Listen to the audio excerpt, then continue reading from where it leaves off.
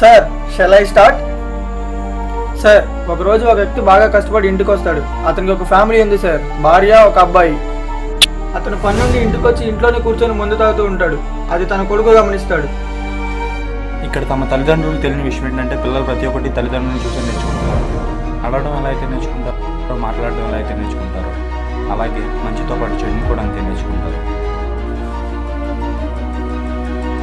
అయ్య బాబే, నాకు ఇంకా వెలగాల. అయితే ఆ తర్వాత తన కొడుకు మొదలుపెట్టాడు. పిల్లలు చెడిపోవడానికి తన తల్లిదండ్రులు ఎలా అయితే కారణమో, అదే వయసులో స్నేహితులు కూడా కారణమనే చెప్పొచ్చు. ఆ తర్వాత అతను మద్యం సరిపోక డ్రగ్స్ లాంటి వాటికి బాన్స్ అవుతాడు. అతనితో పాటు ఇంకా కొంతమంది ఉన్నారు సార్. వీళ్ళంతా ఒక గ్రూప్గా ఏర్పడి ఊళ్ళో వాళ్ళని భయపెడుతుంటారు. అలా అని వీళ్ళంతా క్రిమినల్స్ కాదు సార్, వాళ్ళంతా స్టూడెంట్స్. వీళ్ళని ఎలాగైనా ఖచ్చితంగా పట్టుకొని తీరుతాం sir. Good job. Thank you sir. Officers, but మీకు విషయం చెప్పాలి. ఇదే కేసు ఇంతకుముందు ఆ ఊరు ఎస్ఐ తీసుకున్నాడు. వాళ్ళు చేసే అరాచకాలకు ఆ ఊరు ప్రజలంతా భయభ్రాంతులై ఆ ఊరు సర్పంచ్ని కలిశారు. ఆ సర్పంచ్ వాళ్ళంతా కలిసి కూర్చొని ఒక నిర్ణయం తీసుకున్నారు. వాళ్ళు పోలీస్ స్టేషన్కి వెళ్ళి ఎస్ఐకి కంప్లైంట్ ఇచ్చారు. ఆ విషయాన్ని సీరియస్గా తీసుకున్న ఎస్ఐ రామచంద్ర ఒక్కడే వాళ్ళని వెతుక్కుంటూ వెళ్ళాడు. వెళ్ళిన అతన్ని చితక్కొట్టారు. డ్రగ్స్ తీసుకున్న మద్యం మత్తులు అతన్ని చితక్కొట్టారు. అది చూసిన వారంతా ఇంకా బాగా భయభ్రాంతికి గురయ్యారు. కొంచెం జాగ్రత్త. సార్, ఎలాంటి కేసులు ఒప్పుకుంటా, నాకు ఇంకా వెలగాల.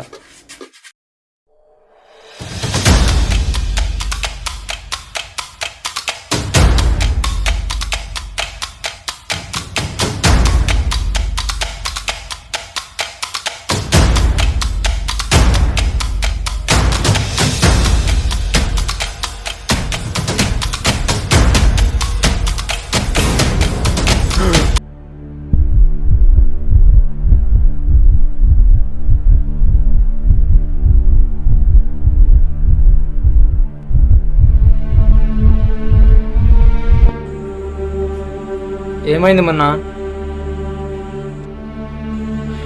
Nothing, just bad dream.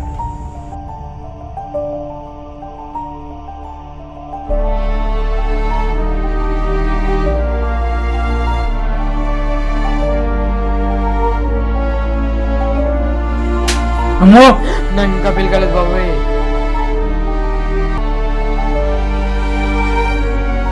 నీ పెళ్ళి. సార్, నాకు వచ్చిన డౌట్, ఇప్పుడు మనం ఏం చేయబోతున్నాం? ఏముంది, తప్పు చేసిన ఏదో లోపల వేయటం.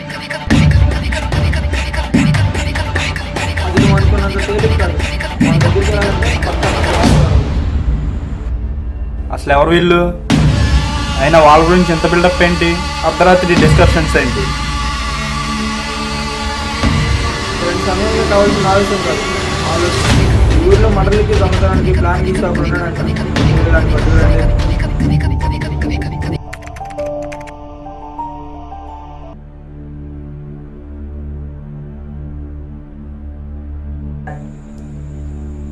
వాడిని తీసుకొచ్చాం మొన్న.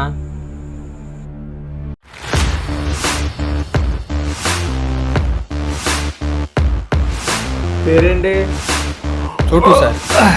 ప్లాన్ లేనా మర్డర్లు కూడా చేస్తావా? నేమంటావా? నీ ఏ అవ్వండి, నువ్వు వెళ్ళి పని చూడు.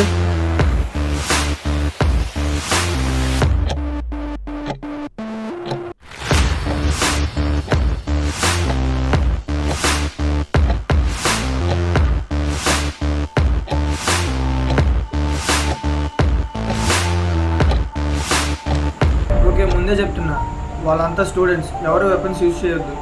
Okay, let's go.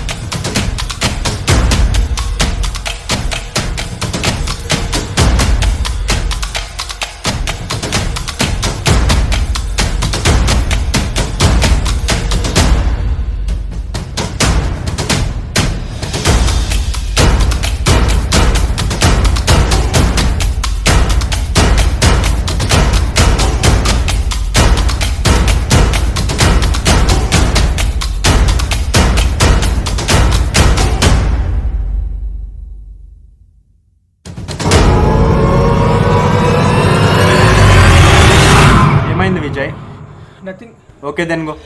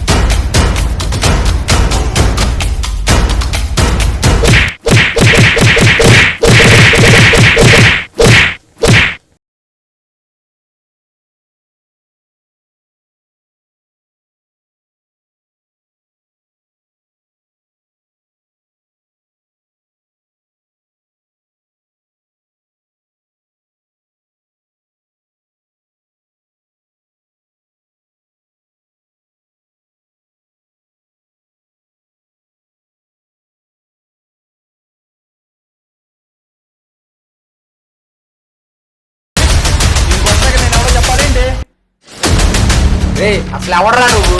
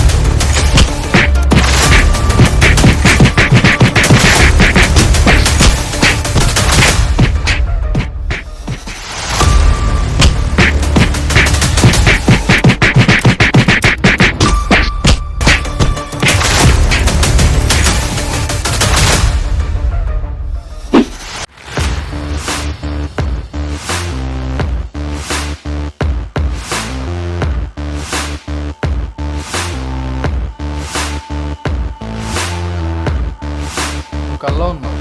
అరే బయటికి రా, ఆట ఆడదాం. సార్ సార్ సార్ ఏంటి సార్ వచ్చిన పని మర్చిపోయారా?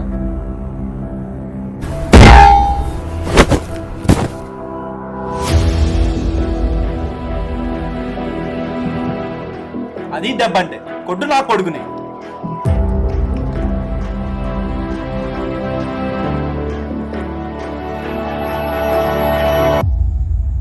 బతుకుంటే బఠానీలను నమ్ముకుంటాను కానీ ఈ బతుకు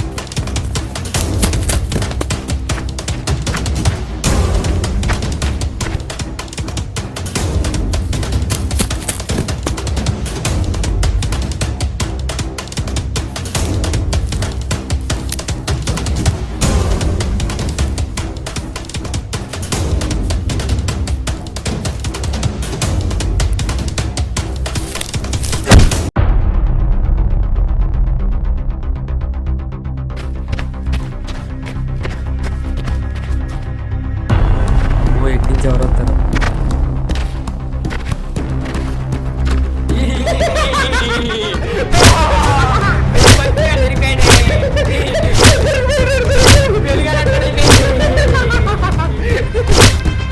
అన్న దండం పెడతానన్న, ప్లీజ్ అన్న కొట్టమాకన్నా, దండం పెడతానన్న. అన్న నా ఇంకా పెళ్లి కాలేదు.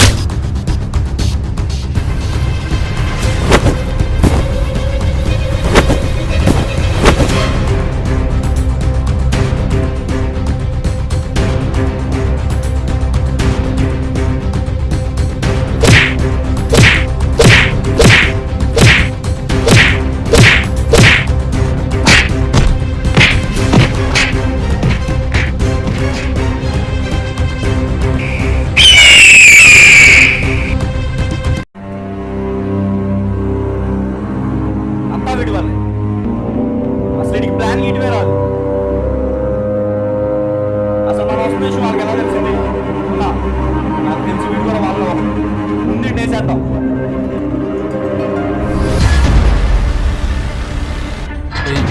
నేను బాహుబలి ప్రభాస్ అనుకుంటున్నావా? కొంచెం తగ్గు. అయినా దమ్ముంటే లోపల ఒక ఉన్నాడు కదా, ఇల్లాడి పీకు చెప్తాను అక్కడ.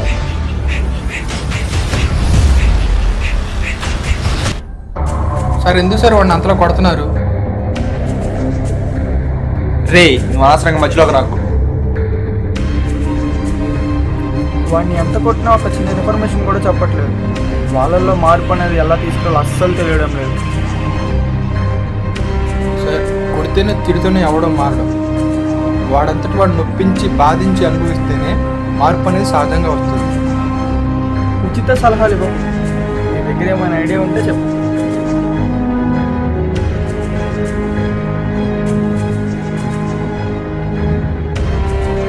సార్ వాడికి అమ్మా నాన్న ఎవరన్నా ఉన్నారా? అమ్మ చెల్లి ఉన్నారు.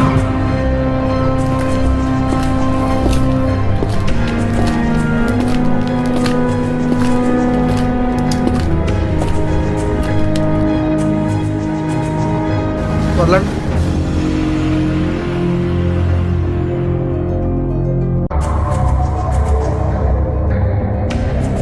రే మీరు ఎందుకు ఇలా చేస్తున్నారని నేను అడగను, ఎందుకంటే మీ లైఫ్ మీ ఇష్టం రా.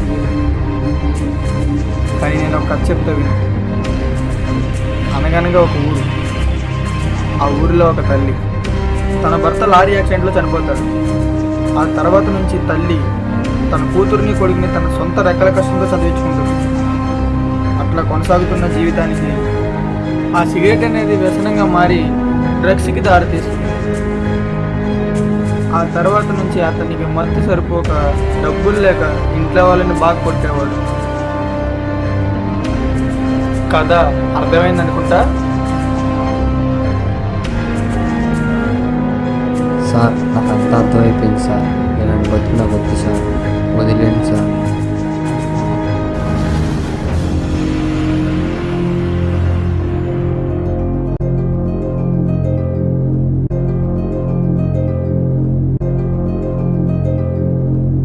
ఏంటి సార్ అప్పుడే అయిపోయింది అనుకున్నారా? అది ఇప్పుడే మొదలైంది. కత్తిని మొడ్లో పెట్టుకుని ఊరంతా ఎత్తుక్కుంటున్నారండి సార్. టైం వచ్చినప్పుడు మీకే అర్థమైంది.